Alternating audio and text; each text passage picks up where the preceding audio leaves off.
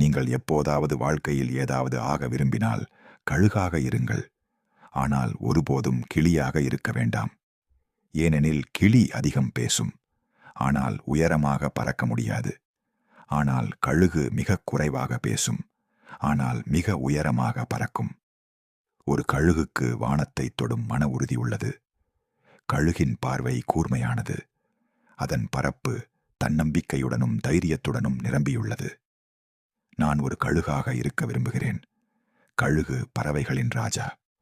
அதனால் இன்று நான் உங்களுக்கு ஒவ்வொருவரும் ஒரு கழுகிடமிருந்து கற்றுக்கொள்ள வேண்டிய 7 மனநிலைகள் மற்றும் பழக்கங்களைப் பற்றி சொல்லப் போகிறேன். இவை உலகின் மிகவும் சக்தி வாய்ந்த மனப்பான்மைகள். இந்த 7 மனநிலைகளிலும் ஒரு சிறந்த வாழ்க்கை பாடம் உள்ளது. பாடம் எண் 1. கழுகு தனியாக பறக்கும். அது மற்ற எல்லா பறவைகளை விட உயரமாக பறக்கும். அது புறா, குருவி அல்லது சிறிய பறவைகளுடன் சேர்ந்து பறக்காது.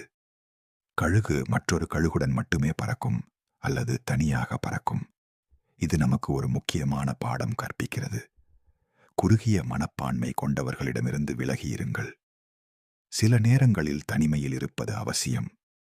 ஏனெனில் அதுவே உங்களை நீங்கள் உண்மையாக அறிந்து கொள்ளும் நேரமாகும். பாடம் எண் 2. கழுகின் பார்வை மிகவும் தெளிவாகவும் வலிமையாகவும் இருக்கிறது.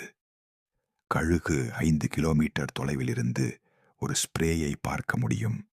அது தனது இலக்கை தெளிவாக கண்டவுடன், அது எவ்வளவு கடினமாக இருந்தாலும் அது தனது இலக்கை வேட்டையாடுகிறது.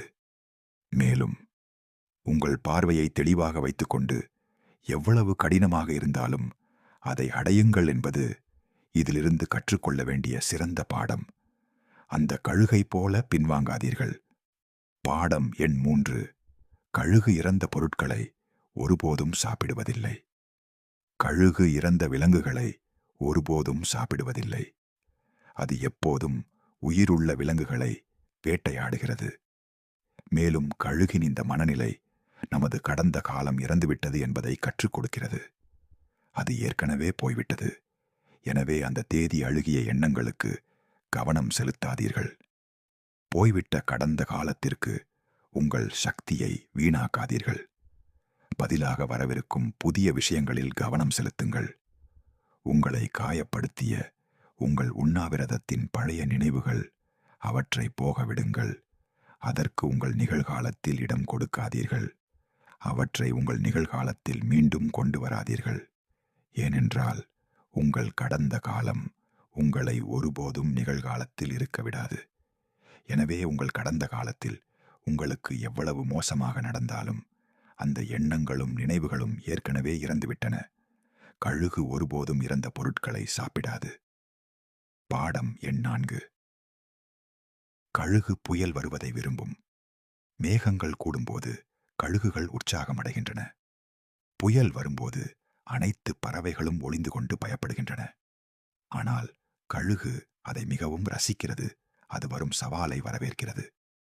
பலத்த காற்று வீசும்போது கழுகு இன்னும் உயரமாக பறக்கிறது.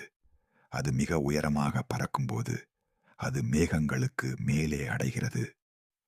இந்த மனநிலையிலிருந்து கற்றுக்கொள்ள வேண்டிய வாழ்க்கை பாடம்: பிரச்சனைகளில் சாத்தியக்கூறுகளை கண்டறியவும், சவாலில் வாய்ப்புகளை கண்டறியவும்.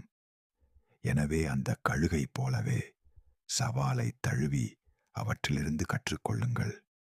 உங்கள் வாய்ப்பையும் நீங்கள் சவாலை ஏற்றுக்கொள்ளத் தொடங்கும் நாளையும் அடையாளம் கண்டுகொண்டு வாய்ப்புகளை பார்க்கத் தொடங்குங்கள். அனைத்து சிரமங்களும் உங்கள் கட்டுப்பாட்டில் இருக்கும். மேலும் நீங்கள் அந்த சிரமங்களை கடந்து விடுவீர்கள். பாடம் எண் 5. கழுகு எப்போதும் அதன் கூட்டிலிருந்து மென்மையான புல்லை அகற்றும். இதனால் கழுகின் குழந்தை அதில் வசதியாக இருக்க முடியாது. ஏனென்றால் அது கடந்த காலத்தில் வசதியாக இருந்தால் அது அங்கேயே இருக்கும் ஒரு பெண் தனக்கு இது நடக்க ஒருபோதும் அனுமதிக்க மாட்டாள். குட்டி கழுகும் ஒரு பார்த்தான். ஆனால் ஆறுதல் மண்டலத்தில் எந்த வளர்ச்சியும் இல்லை என்று அவனுக்கு தெரியும். கற்பனை செய்து பாருங்கள். ஆனால் நாம் மனிதர்களாக இருந்தாலும் பலர் இதை புரிந்து கொள்ளவில்லை. நீங்கள் போர் மண்டலத்தில் எவ்வளவு அதிகமாக இருக்கிறீர்களோ அவ்வளவு அதிகமாக நீங்கள் சோம்பேறியாகி எதிர்காலத்தில் உங்கள் வாழ்க்கை மிகவும் சங்கடமாக மாறும். பாடம் எண் 6. ஒரு பலவீனமான கழுகு அவர்கள் இணை சேர விரும்பும் ஒரு ஆணை கட்டி எழுப்பும் போது ஒரு நம்பிக்கையின் முன் அர்ப்பணிப்பின் சக்தியை கழுகு தட்டுகிறது. அது ஆண் கழுகின் அர்ப்பணிப்பின் சக்தியை சோதிக்கிறது. அதனால் அது அதை 2 முறை எடுத்து அது போதுமான உயரத்தை அடைந்தவுடன் மிக உயரமாக பறக்கிறது. அந்தி நேரத்தை தேர்ந்தெடுத்து தரையில் விழுகிறது. மேலும் ஆணிடம் அதை பிடிக்கச் சொல்கிறது. ஆண் பொம்மையை துரத்துகிறது. அது எவ்வளவு வேகமாக விழுகிறதோ அவ்வளவு வேகமாக அதை துரத்துகிறது. அது தரையில் விழுவதற்கு முன்பு கழுகு அதை பிடிக்க வேண்டும். ஏனென்றால் கழுகு அதை பிடிக்கத் தவறினால் கழுகு தன்னம்பிக்கை இழக்கும். இந்த செவ்வாய் கிரகத்திலிருந்து நாம் நிம்மதியாக கற்றுக்கொள்ளக்கூடிய பாடம். நாம் விரும்பும் மக்களின் அர்ப்பணிப்பை நாம் சோதிக்க வேண்டும். நாம் பணியமர்த்தும் நபர்களுடன் கூட்டாளியாக இருங்கள். உறவில் நம்பிக்கையை நிலைநாட்டுவது முக்கியம். பாடம் எண் 7. கழுகுகள் வலிமிகுந்த செயல்முறையை விரும்புகின்றன. 40 வயதில் கழுகுகள் வயதாகின்றன. கழுகு அந்த நேரத்தில் ஒரு வேதனையான முடிவை எடுக்க வேண்டும், இறக்க வேண்டும், அல்லது வலிமிகுந்த மீள் எழுச்சி செயல்முறைக்கு செல்ல வேண்டும். இது அதன் ஆயுளை மேலும் 30 ஆண்டுகளுக்கு நீட்டிக்கும். இந்த செயல்முறை அதன் சொந்த பீப்பை தட்டி அதன் நகங்களை பிடுங்குவதற்கான வேதனையான பணியை உள்ளடக்கியது. இதனால் புதியவை வளர முடியும். இந்த முழு செயல்முறையும் முடிவடைய சுமார் 5 மாதங்கள் ஆகும். இந்த மனதிலிருந்து நாம் நிம்மதியாக கற்றுக்கொள்ளக்கூடிய வாழ்க்கை பாடம். வலி இல்லை என்றால் வெற்றி. நம்மில் பலர் வெற்றி அல்லது மாற்றத்தை விரும்புகிறோம்.